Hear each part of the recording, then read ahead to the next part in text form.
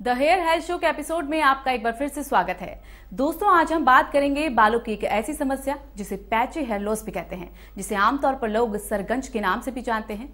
और हमारे साथ मौजूद हैं डॉक्टर मुकेश अग्रवाल जी। डॉक्टर, आपका बहुत बहुत स्वागत है हमारे स्टूडियो में।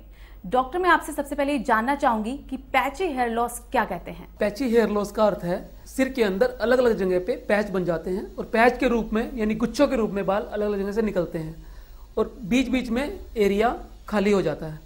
इसे विज्ञान की भाषा में एलोपेशिया एरियाटा बोला जाता है।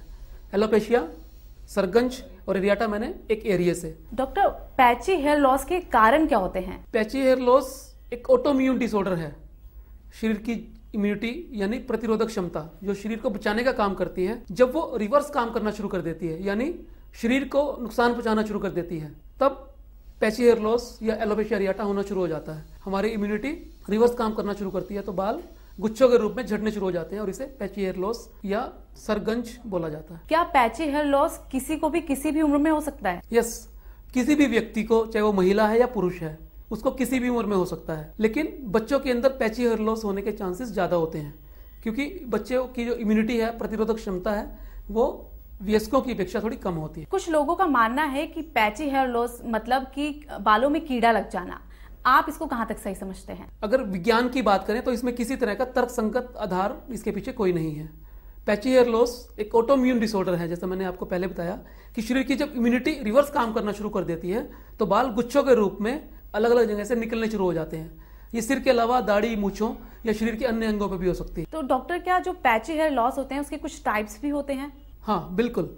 अगर पैची हेयर लॉस पूरे सिर में फैल जाता है और पूरे सिर के बाल खत्म हो जाते हैं तो उसे एलोपेशिया एरियाटा ना बोल के एलोपेशिया टोटलिस बोला जाता है, यानी कि पूरे सिर के बाल, टोटल बाल चले गए हैं तो एलोपेशिया टोटलिस। और अगर यही बाल पूरे शरीर से खत्म हो जाएं, आईब्रो से, आई लैशेस से या बाकी शरीर के बाल सारे खत्म हो जाएं तो इसे एलोपेशिया यूनिवर्सलिस बोला जाता है। पैची हेयर लॉस अगर हम बालों के आने या ना आने की दृष्टि से इसको देखें तो भी इसके दो टाइप होते हैं, एक स्कारिंग एलोपेशिया, एक non scarring alopecia. Scarring alopecia में बाल वापस नहीं आते, वहां एक स्कार बन जाता है और बाल परमानेंट डैमेज हो जाता है, उसकी रूट खत्म हो जाती है।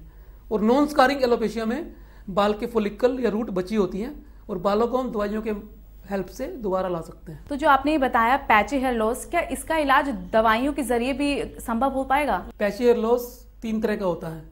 एलोपेशिया एरियाटा जिसकी बात हमने अभी की, अगर एलोपेशिया एरियाटा बढ़ जाए और पूरे सिर के अंदर फैल जाए तो इसे एलोपेशिया टोटलिस बोला जाता है। और अगर एलोपेशिया टोटलिस भी बढ़ जाए और पूरे शरीर में फैल जाए, यानी कि सिर के अलावा बाकी अंगों के बाल भी खत्म होने शुरू हो जाए तो इसे एलोपेशिया यूनिवर्सलिस बोला जाता है। इसके अलावा अगर हम बात करें बालों के वापस आने की और ना आने की, इस हिसाब से भी पैची हेयर लॉस के 2 टाइप होते हैं, एक स्कारिंग एलोपेशिया और एक non scarring alopecia. Scarring alopecia में बालों की जड़ें खत्म हो जाती हैं, बाल दवाइयों के दोबारा हम वापस नहीं ला सकते।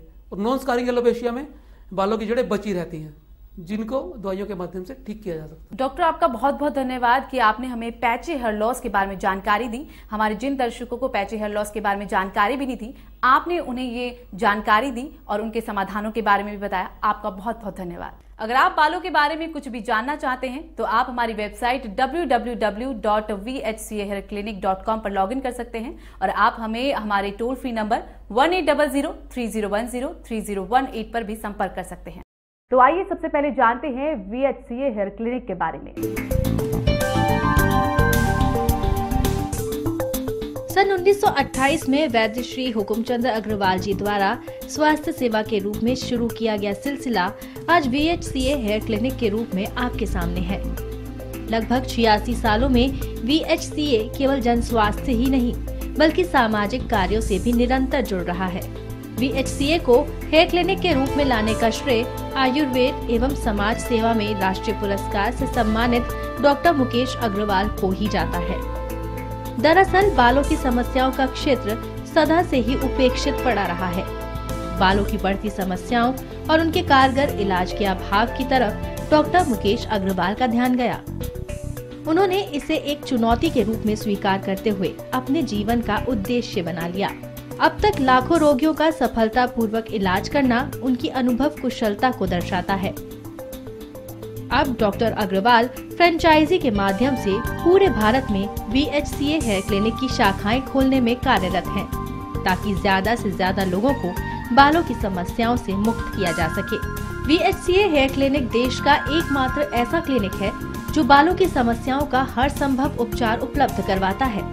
सब सुविधाएं एक ही छत के नीचे देना VHCA हेयर क्लिनिक ने ही संभव किया है।